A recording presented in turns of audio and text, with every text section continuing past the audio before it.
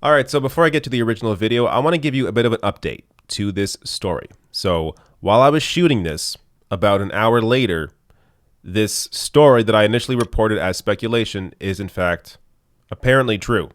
So I'm going to give you some of that data first before I show you the rest of the video, where I get into what this means for Democrats and their inability to lead on this issue.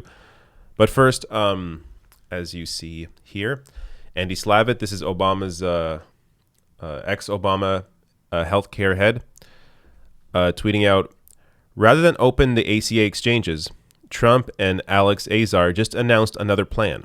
People without insurance can get cared for free, and hospitals would get paid at Medicare rates. Wish there was a phrase for that.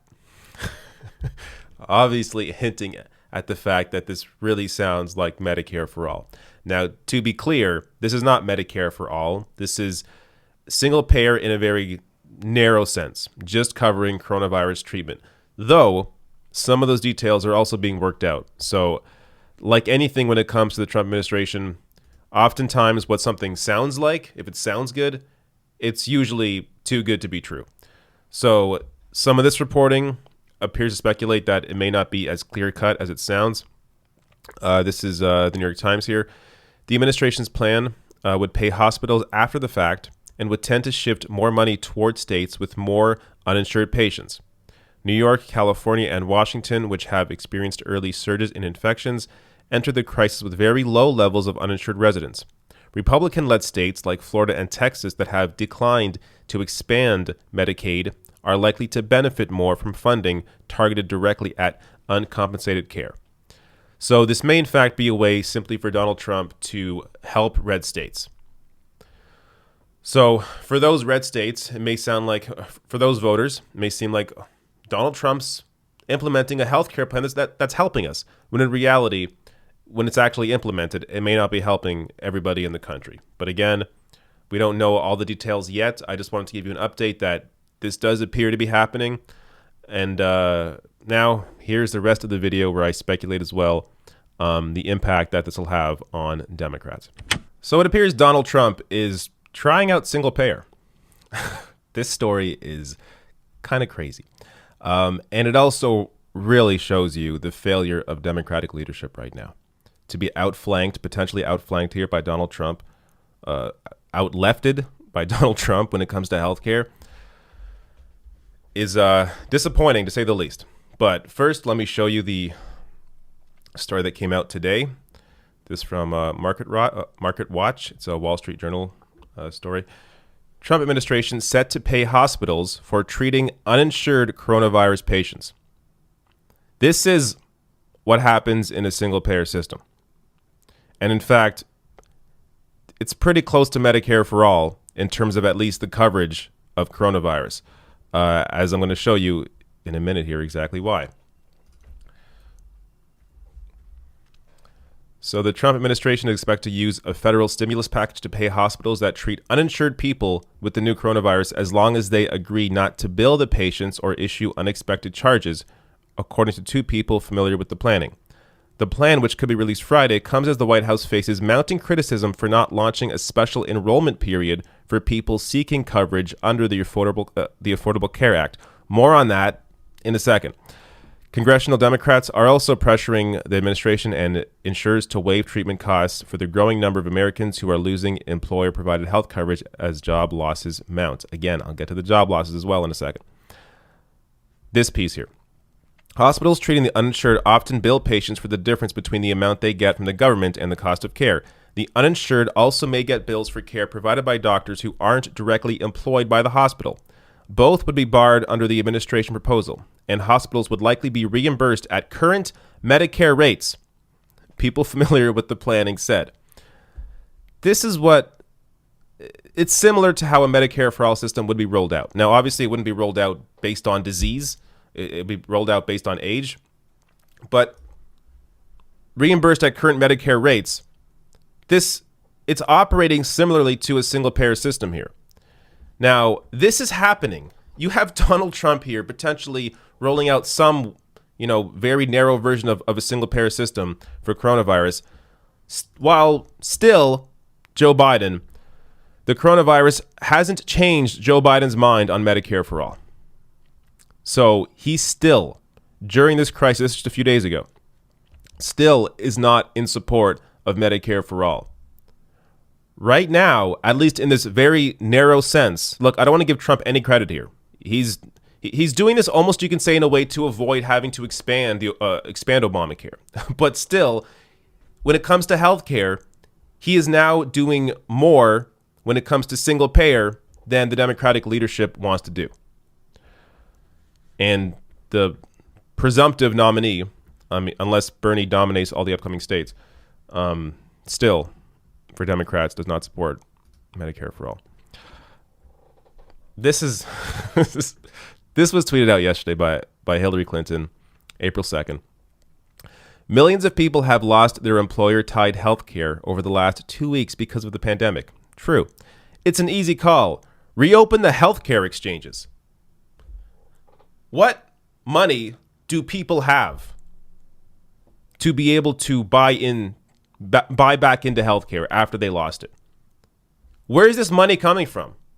Like, these people live in an alternate reality. As Walker Bragman points out here, 40% of Americans cannot afford a $400 emergency. Average deductible for a silver plan on exchanges is $4,000. Average deductible for a bronze plan on exchanges, $6,000.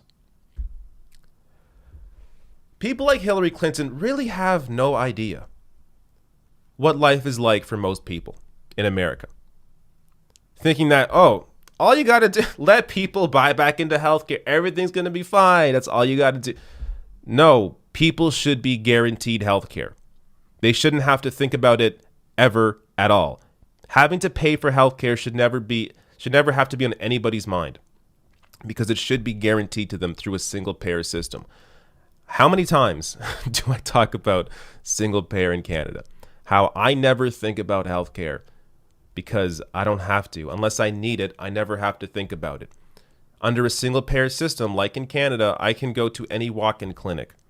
I have a family doctor. I can make same-day appointments. I know this isn't the case for everybody in the country, and definitely not everybody in America. I hear how long you have to wait for your doctor, but I can make same-day appointments with my doctor. So this idea of wait times is ridiculous.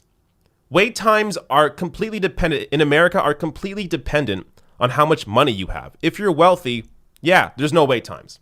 If you're wealthy in America, healthcare is great. If you're everybody else, it's not great. So for the average Canadian, wait times are not an issue. If there are wait times at all when it comes to their own family doctor, oftentimes there isn't a wait time. And if there is, again, you can go to any walk-in clinic. So I never think about healthcare. And I had surgery once. Again, I go get the surgery, come home. Like, it's a very simple process.